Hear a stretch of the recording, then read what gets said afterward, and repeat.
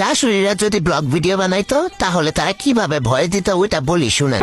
সকাল 6টায় ঘুম থেকে উঠে দেখলাম আমার বৌমা এখনো ঘুম থেকে উঠেনি। রাগে তো আমার শরীরটা জ্বলে গেল। এরপর আমি রাগ করতে করতে চলে গেলাম রান্নাঘরে গিয়ে কাজ কাম কিচ্ছু করলাম না, শুধু শুধু বাসনগুলোরে ধুমধাম করে ফেললাম, এখানে ওখানে আওয়াজ করলাম। তারপরও যদি দেখি নবাব জাতির ঘুম ভাঙে, কিন্তু ঘুমটা তার ভাঙেনি।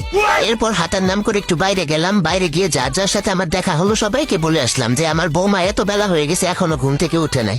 এরপর চলে আসলাম বাড়ি এসে সোজা নিজের ঘরে গেলাম। মনে মনে ভাবলাম একটু ফোন করে সবাইকে জানিয়ে দেই যে আমার বৌমা এখনো ঘুম থেকে উঠেনি। এজন্য প্রথমে ফোন করলাম আমার মেয়েকে। সে ফোনটা ধরলো না, মনে হয় সারাদিন অনেক কাজ করে তো অনেক টায়ার্ড ছিল, এই জন্য এত সকালে ঘুম থেকে উঠতে পারে নাই।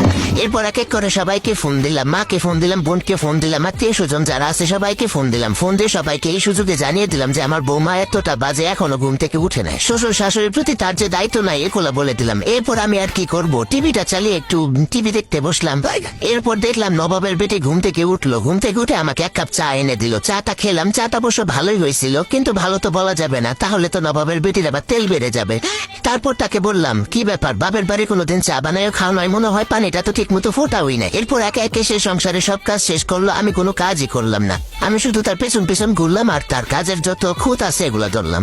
এরপর দুপুরবেলা খেয়ে দিয়ে যখন একটু শুইলাম আরাম করে, তখন ছেলে এসে বলতেছে তার শ্বশুরে নাকি শরীর ভালো না, সে তার বউকে নিয়ে তার বাপের বাড়ি যাবে। আমিও তখন সাথে সাথে শরীর খারাপের নাটকটা করলাম। নাটক করে বললাম আমার তো শরীরটা ভালো নেই, কিন্তু তারপরও সমস্যা নেই, আমি একাই থাকতে পারবো, তোমরা গিয়ে ঘুরে আসা।